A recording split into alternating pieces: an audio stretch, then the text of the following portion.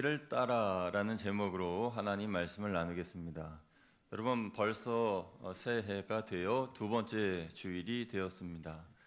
새해 두 번째 주일을 맞아 예배를 드리면서 두 주밖에 안 지났지만 교회에 많은 사역을 감당했던 것 같습니다. 송구영신 예배로부터 시작을 해가지고 신년 예배를 드리고 또 집사 임명, 청지기 임명, 봉사자 임명, 그리고 한 주간 신년특별 새벽기도회와 어제는 재직 세미나까지 감당하면서 우리 수고해 주신 모든 봉사자분들과 또 섬겨 주신 모든 분들에게 감사드린다라는 말씀을 전하고 싶습니다. 이렇게 두 주간 정말 사역이 몰려 있어서 지치고 힘들고 피곤할 수도 있는데 그럼에도 오늘 주회 전에 이렇게 나오셔서 하나님께 귀한 예배를 드린 여러분 모두가 다 하나님 기뻐하시는 복된 자녀들이요 승리자인 줄로 믿습니다. 하나님께서 이 예배를 통해서 큰 은혜를 우리에게 주시기를 주님의 이름으로 축복합니다. 여러분, 우리는 신년초를 보내면서 2026년도에 한 번도 가보지 않은 길을 걸어가는 것입니다. 어쩌면 오늘 본문에 이스라엘 백성들과 많이 닮아 있는 것이죠. 이스라엘 백성들은 40년 동안의 광야의 방황 생활을 마치고 이제 가나안에 들어가려고 하는데 막상 가나안에 들어가려고 하니까 그 앞에 가로막힌 강이 있습니다.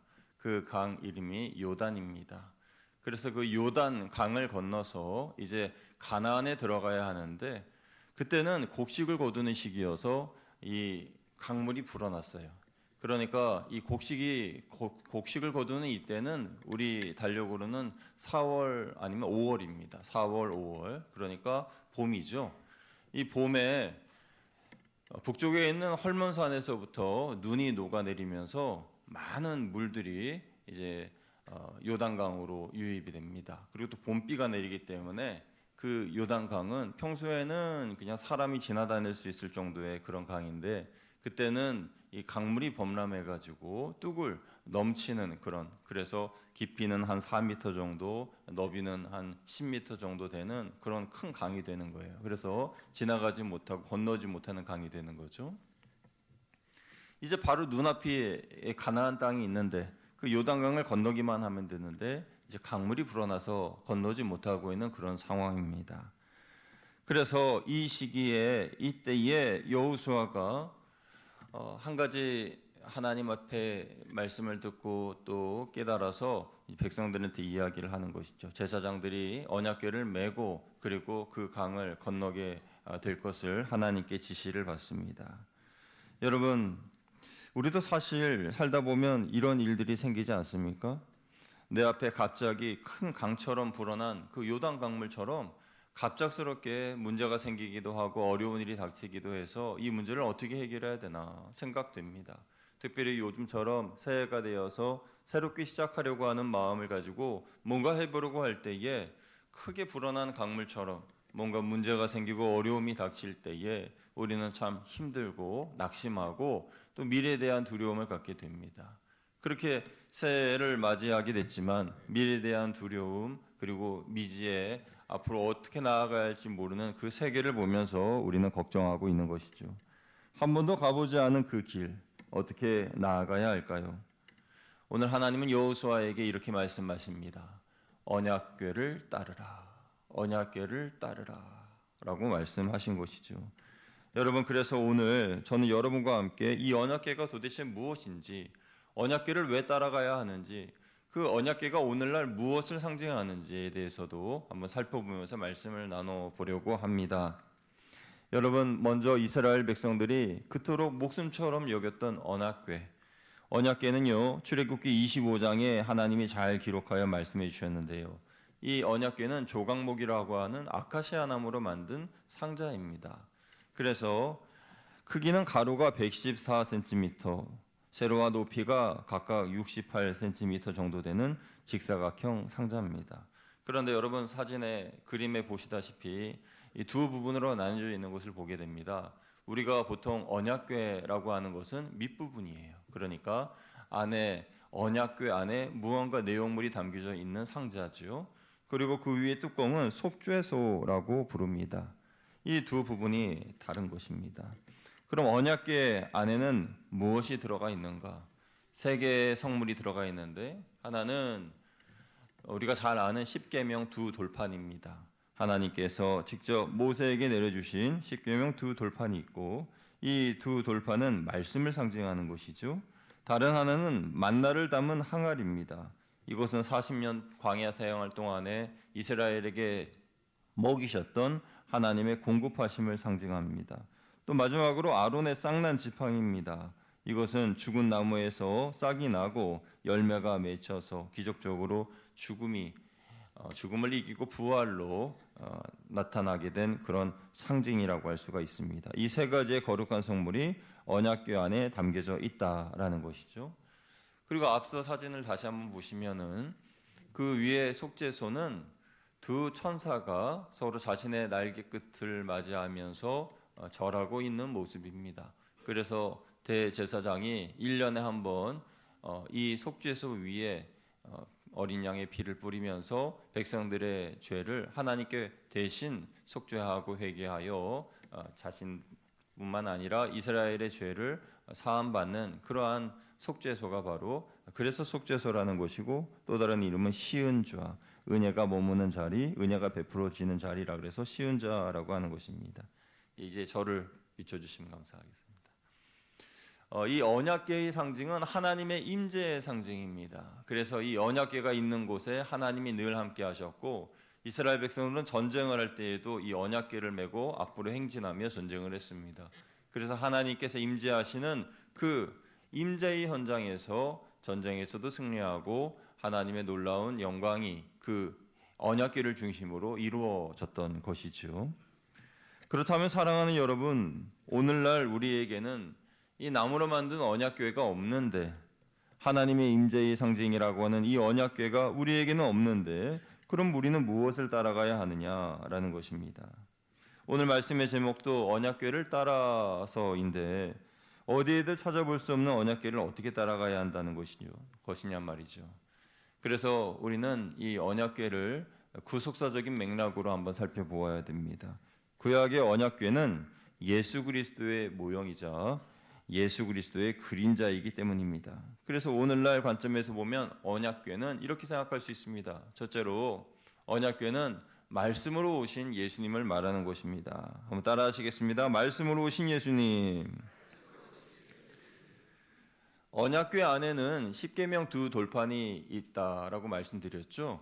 십계명 두 돌판은 하나님의 말씀을 말하는 것이고 예수님은 말씀이 육신이 되어 우리 가운데 거하신 하나님의 본체이십니다. 그래서 요한복음 1장 1절에서는 이렇게 말씀했죠. 같이 읽어봅니다. 시작. 태초에 말씀이 계시니라. 이 말씀이 하나님과 함께 계셨으니 이 말씀은 곧 하나님이시니라. 아멘. 요한복음 1장 14절도 이렇게 말씀하고 있습니다. 시작. 말씀이 육신이 되어 우리 가운데 거하심에 우리가 그의 영광을 보니 아버지의 독생자의 영광이요 은혜와 진리가 충만하더라. 아멘. 십계명 두 돌판이 그 언약궤 안에 있었던 것처럼 예수 그리스도 살아계신 하나님의 말씀으로 오신 예수 그리스도께서 지금 이 자리에도 계시고 지금 여러분의 마음속에도 임재해 계시는 줄로 믿습니다. 그래서 하나님의 말씀을 읽을 때에 예수 그리스도께서 내 안에 오시는구나, 내 안에 임재하셨구나 라는 것을 우리가 믿게 되는 것이죠. 둘째로 언약궤는 생명의 떡으로 오신 예수님을 말하는 것입니다. 언약궤 안에는 만나를 담은 항아리가 있다라고 말씀을 드렸죠. 이 만나는 광야에서 먹을 것이 없던 시절에 하나님이 이스라엘 백성들에게 하늘에서 내려주신 맛있는 그런 과자 같은, 저도 직접 보진 않았으니까 어떻게 말씀드릴 수는 없지만 그 만나의 이름의 뜻은 이것이 무엇이냐가 만나의 이름의 뜻인데 그들이 먹어보니까 과자 같기도 하고 달기도 하고 맛있는, 그래서 광야 40년 동안 그들은 그것을 먹었단 말이죠. 그래서 예수님께서도 하늘에서 내려온 양식에 대하여서 말씀하셨는데 요한복음 6장 32절 33절에 이렇게 말씀하셨습니다. 같이 읽습니다. 시작. 예수께서 이르시되 내가 진실로 진실로 너희에게 이르노니 모세가 너희에게 하늘로부터 떡을 주는 것이 아니라 내 아버지께서 너희에게 하늘로부터 참떡을 주시나니 하나님의 떡은 하늘에서 내려 세상에 생명을 주는 것이니라. 아멘. 예수님은 광야에서 이스라엘 백성들이 먹었던 그 만나가 모세가 준 것이 아니라 하늘에서 하나님이 주신 것이다 라고 이야기를 했습니다. 맞지요? 하늘에서 하나님께서 내려주신 그 맛있는 그런 만나를 먹으면서 그들은 살았습니다. 그런데 이제도 하나님께서 직접 하늘에서 내려주신 산떡이 있는데 그것이 바로 예수님 자신이다 라고 말씀을 하셨습니다. 산떡이요 생명의 떡, 그래서 그 떡을 먹는 자들은 줄이지도 않고 영원히 살리라 라고 말씀하신 것이죠. 요한복음 6장 35절 같이 읽어봅니다. 시작. 예수께서 이르시되 나는 생명의 떡이니 내게 오는 자는 결코 줄이지 아니할 터이요 나를 믿는 자는 영원히 목마르지 아니하리라. 아멘. 분명한 것은 언약궤 안에 있었던 그 만나는 썩고 사라졌습니다. 시간이 지나면서 만나는 썩고 사라졌죠. 언약궤 자체도 사라졌습니다. 그런데 예수 그리스도는 사라지지 않으시고 썩지도 않으시고 바로 저와 여러분과 늘 동행하고 영원히 함께 하시는 줄로 믿습니다. 그래서 예수 그리스도께서 살아계신 떡이다. 그래서 언약궤가 상징하는 것은 생명의 떡으로 오신 예수님이시라는 겁니다. 세 번째는요, 언약궤는 부활이신 예수님을 말하는 것입니다. 여러분, 언약궤 안에는 아론의 쌍난 지팡이가 있다라고 말씀을 드렸어요. 이 아론의 쌍난 지팡이라는 것은 민수기 17장에 보면 아론은 모세의 형으로서 이스라엘의 첫 번째 제사장인데 그가 첫 번째 제사장으로서의 지도력을 가지고 있는 것에 대해 불만을 가진 사람들이 있었습니다. 그래서 몇몇 지도자들이 아론의 지도력을 의심하면서 그에게 대항하였어요. 그래서 하나님이 그 모든 논쟁을 잠재우시기 위해서 그 이스라엘의 12지파의 지팡이들을 하나씩 가져오겠습니다. 그러니까 각각 지도자들의 지팡이를 하나씩 가져오게 하고 이 아론의 지팡이도 가져오게 해서 그 지팡이에 각자의 이름을 쓰게 했어요. 이름을 쓰고 장막 안에 넣어두고 그 다음 날이 되었습니다. 들어가 보니까 아론의 지팡이에만 싹이 나고 꽃이 피고 살구 열매가 맺힌 거예요. 그러니까 이 모습을 보면서 사람들이 깜짝 놀라면서 하나님이 택하신 제사장은 아론이구나 라고 인정을 하게 된 겁니다. 그래서 그것이 바로 아론의 쌍난 지팡이예요. 그 아론의 쌍난 지팡이가 법궤 언약궤 안에 들어있었던 것이죠. 그럼 이것이 무엇을 상징하는 것입니까? 죽어서 말라 비틀어진 그 나무 지팡이에 싹이 나고 꽃이 피고 살구 열매가 맺혔다는 것입니다. 이것은 예수 그리스도의 부활을 상징하는 것입니다. 죽은 자가 다시 살아나고 새로워진 다시 생명을 얻는 놀라운 이 기적 같은 일들을 아론의 쌍난 지팡이에서 볼 수 있었던 것이죠. 그래서 예수 그리스도의 부활의 상징이 바로 언약궤다라는 것입니다. 고린도전서 15장 20절에 바울이 이렇게 말했습니다. 우리 같이 한번 읽어봅니다. 시작.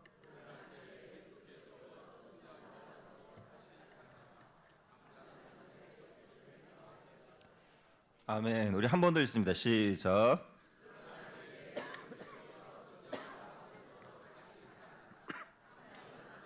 첫 열매가 되셨도다. 아멘.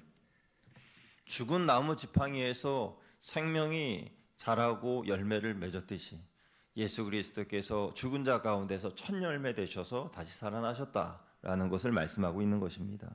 그래서 언약궤 세 가지 무엇이라고 말씀드렸죠?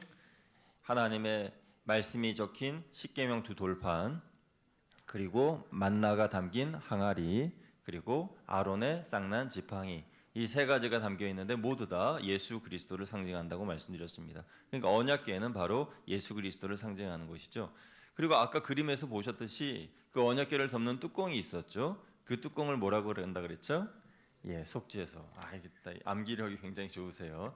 예, 속죄소. 그런데 그 속죄소에 제사장이 그 위에 어린 양의 피를 뿌리면서 이스라엘의 죄를 대속하는 그런 기도를 1년에 한 번 하고 모두 다 죄 사함을 깨끗하게 입었다라고 말씀드렸죠. 이것도 역시 예수 그리스도께서 십자가에 달려 죽으시고 피 흘리신 그것을 상징하는 것입니다. 그러니까 속죄소와 언약궤 모두 다 예수 그리스도를 상징하고 예표하는 성물이라고 할 수 있는 것입니다. 여러분, 예수 그리스도의 보혈의 피를 믿으면 누구나 다 구원을 받습니다. 예수 그리스도의 구원의 피를 의지하면 누구나 다 승리합니다. 예수 그리스도를 믿으면 누구나 다 하나님의 자녀가 되는 것입니다. 그래서 지금 우리 눈앞에는 언약궤라고 하는 것이 사라졌지만, 언약궤 안에 있는 세 가지 성물도 우리는 없지만, 그러나 예수 그리스도께서 우리와 함께 하시기 때문에 우리는 누구를 따라가야 합니까? 예수 그리스도를 따라가야 하는 것입니다. 구약의 이스라엘이 언약궤를 따라서 달려갔듯이 우리는 예수 그리스도를 바라보면서 달려가야 한다라는 것입니다. 여러분, 로마서 3장 25절에 보면 예수님을 하나님께서 세우신 화목제물이라고 하셨는데, 이 화목제물이라는 단어는 속죄소라고 하는 힐라 스테리온이라는 같은 단어라는 것입니다. 우리 같이 한번 말씀 읽어봅니다. 시작. 이 예수를 하나님이 그의 피로써 믿음으로 말미암는 화목제물로 세우셨으니 이는 하나님께서 길이 참으시는 중에 전에 지은 죄를 간과하심으로 자기의 의로우심을 나타내려 하심이니. 아멘. 언약궤를 따르라. 언약궤는 바로 예수 그리스도인 것입니다. 사랑하는 여러분, 2026년을 살아내야 하는 우리를 이끌어주는 리더는 누구입니까? 우리 교회를 이끌어가는 리더는 누구입니까? 사람이 아닙니다. 바로 예수 그리스도인 줄로 믿습니다. 우리 예수 그리스도를 믿고 따라갈 때에 미지의 세계요, 두려움의 앞날이요, 미래를 알 수 없고 예측할 수 없는 그런 우리들의 삶이지만, 그러나 언제나 처음과 나중 되신 예수님께서 우리를 끝까지 지키시고 인도하실 줄 믿습니다.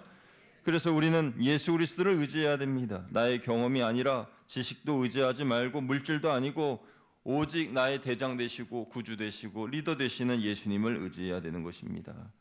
그러면 여호수아와 백성들이 언약궤를 뒤따랐을 때에 어떤 일이 일어났을까요?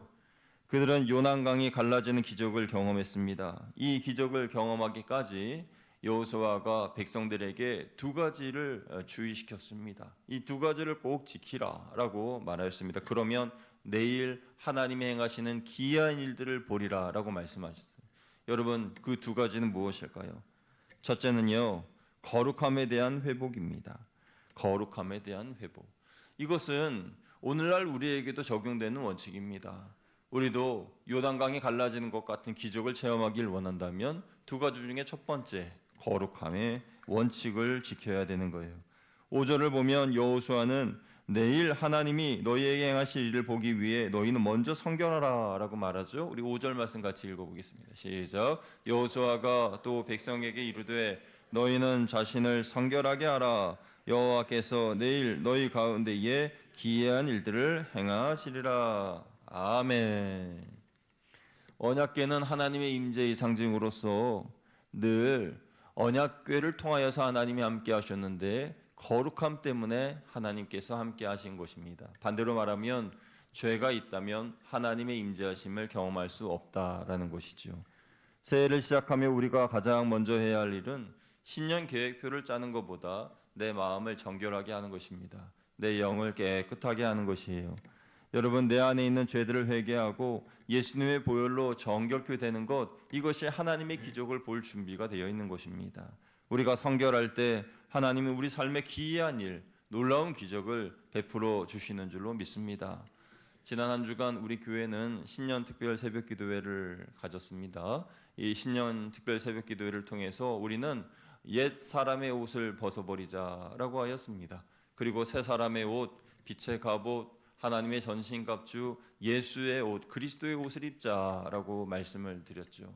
그러면서 우리가 가지고 있는 것들 중에 옛사람의 옷에 자꾸 옛사람의 성품 드러나는 것들이 있는데, 그 중에 몇 가지 중에 우리 자주 드러나는 것이 있다면 내 안에 있는 분노, 그리고 내 입의 말이라고 말씀을 드렸습니다. 여러분, 이 분노라고 하는 것은요, 내 뜻대로 되지 않을 때 드러나는 것이고, 또 내 안에 숨겨진 상처를 누가 건드릴 때 나타나는 것이고, 누가 비방하거나 나를 모략할 때에 그때 나타나는 것입니다. 그런데 이 분노가 왜 우리에게 사라져야 하느냐? 분노가 내 안에서 밀어 올라오면요, 그러면 하나님께 나아가는 기도의 문이 닫힙니다. 그리고 마귀가 틈타게 되죠. 그러면은 하나님의 사람으로서 온전히 살지 못하게 됩니다. 그래서 이 분노라는 것을 잘 다스려야 됩니다. 분노라는 감정을 잘 다스리지 못하면 나를 성결케 할 수 없는 것이에요. 또 다른 것은 입의 말입니다. 우리는 말을 조심해야 합니다. 남을 비방하는 말, 그 말은 할 때는 재밌지만 그러나 그 말은 부메랑이 되어서 다시 나에게로 날아옵니다. 그래서 누군가를 비방하는 것은 누군가가 또 나를 비방하게끔 만드는 또 다른 재앙의 씨앗이 되는 거예요. 그래서 항상 좋은 말을 해야 합니다. 남의 말을 하기를 좋아하다 보면 하나님과의 신뢰가 깨어지고 또 사람과의 신뢰도 깨어져서 결국 나중에는 나 혼자 남게 되는 거죠. 외로운 삶을 살게 되는 겁니다. 그래서 저와 여러분은 내 안에 치밀어 오르는 분노와 또 내 입의 말을 주의하여서 하나님께서 주시는 은혜와 거룩함의 성결함을 지키는 저와 여러분 다 되시기를 주님의 이름으로 축원드립니다. 두 번째 원칙은요, 언약궤를 바라보며 따라가라라고 말씀합니다. 4절에 보면은 행진할 때에 언약궤와 백성 사이에는 어느 정도의 거리를 두었는데 그 거리가 2000규빗이라 그랬어요. 2000규빗. 규빗이라고 하는 것은 고대 근동 지방에서 거리를 나타내는 단위입니다.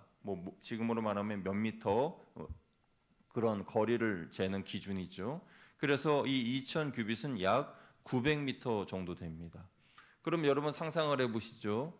이스라엘 사람들이 그냥 100명, 200명도 아니고 60만 남자만, 그러니까 여자와 아이들까지 짐승들까지 다 하면은 얼마나 많은 그런 무리였겠습니까? 그 많은 무리가 이렇게 이동을 하고 행진을 하는데 법궤가 바로 앞에 있으면은 그러면 법궤가 보이지 않잖아요. 그러니까 최소한 900m 정도는 앞에 가 있어야 법궤가 잘 보인다는 거예요.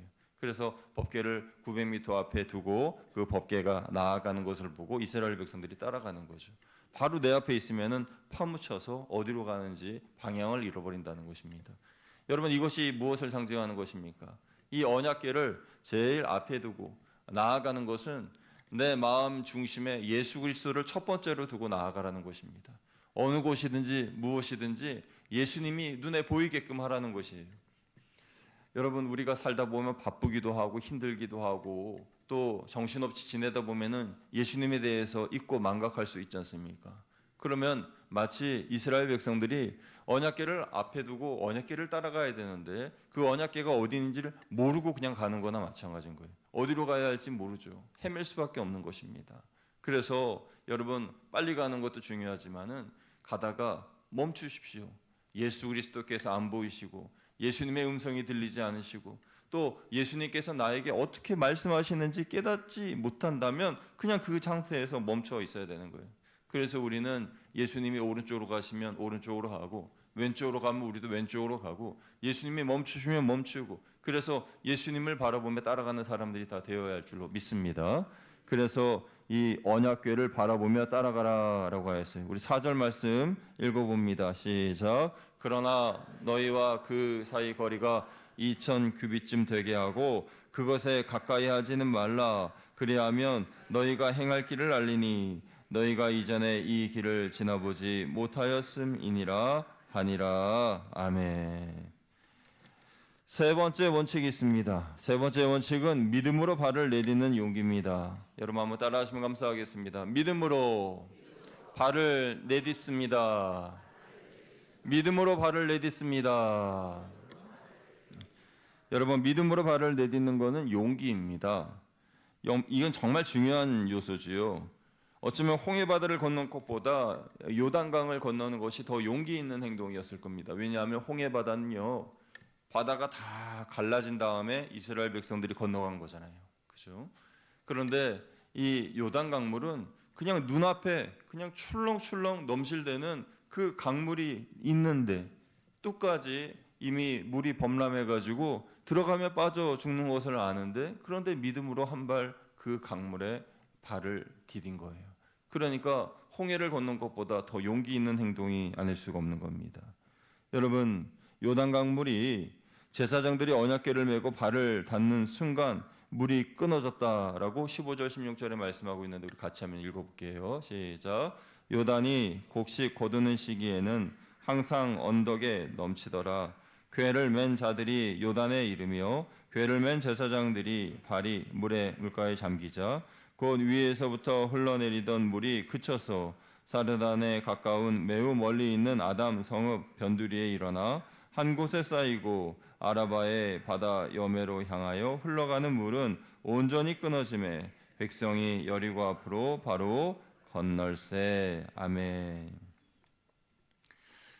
참 그야말로 이 풍광이, 이 모습이 너무 경이로웠을 것 같아요.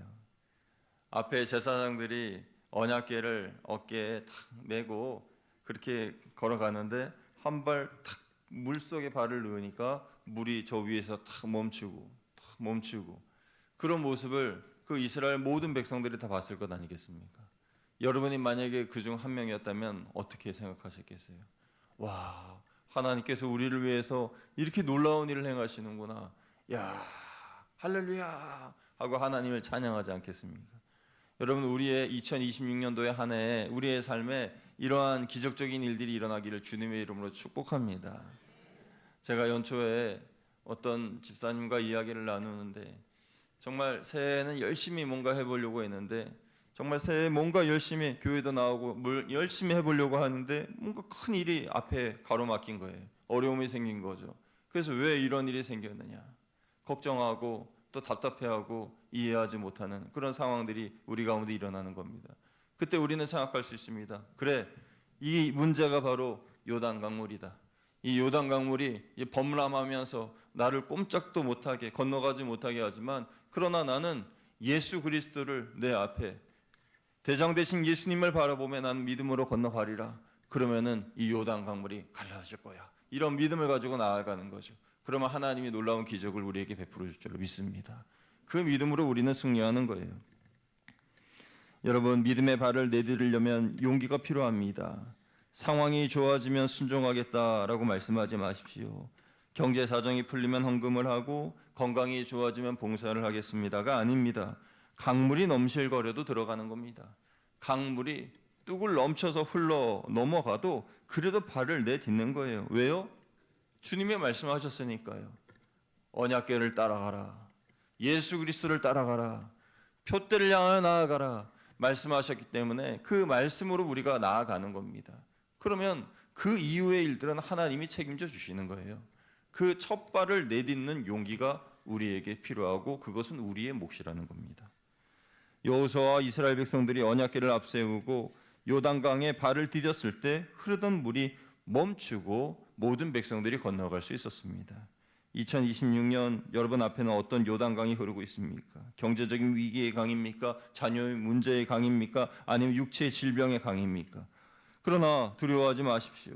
우리에게는 나무로 만든 언약궤는 없지만 영원하신 그리고 산떡이시오 생명이신 예수 그리스도께서 우리와 함께하고 계시기 때문입니다. 임마누엘 하나님으로 우리와 함께 하시는 예수님을 믿으시기를 주님의 이름으로 축원드립니다. 그래서 우리가 올 한 해 넘실거리는 요단 강물을 볼 때 사람들은 이제 모든 것이 끝났다 하면서 주저앉을 때에 저와 여러분은 일어나서 이제 시작되는 하나님의 놀라운 기적과 역사를 보십시오라고 당당하게 얘기할 수 있는 저와 여러분 되시길 축복합니다. 하나님이 여러분을 통하여서 놀라운 일들을 행하실 것입니다. 사랑하는 여러분, 올 한 해 내 생각과 내 경험은 뒤로 하고 오직 예수 그리스도라는 언약궤를 따라가십시오. 나를 성결케 하고 또 주님께 시선을 고정하고 믿음의 발을 내디딜 때 요단 강물은 갈라지고 하나님의 놀라운 기적은 바로 여러분의 간증이 될 줄로 믿습니다. 함께 기도하겠습니다. 하나님, 우리에게 예비하신 젖과 꿀이 흐르는 가나안 은혜의 땅, 복된 땅을 정복하며 나아가는 우리의 발걸음에 요단 강물이라고 하는 장애물이 나타난다 할지라도 언약궤를 따라갔던 이스라엘 백성처럼 우리는 예수 그리스도만 바라보며 따라가오니 우리 주 예수 그리스도의 은혜와 사랑으로 갈 길을 안내하여 주시고 하나님께서 예비하신 은혜의 땅으로 도착해 그곳에서 하나님께 영광 돌리며 나아갈 수 있도록 주여 도와 주시옵소서. 우리 주 예수 그리스도의 이름으로 기도드리옵나이다. 아멘.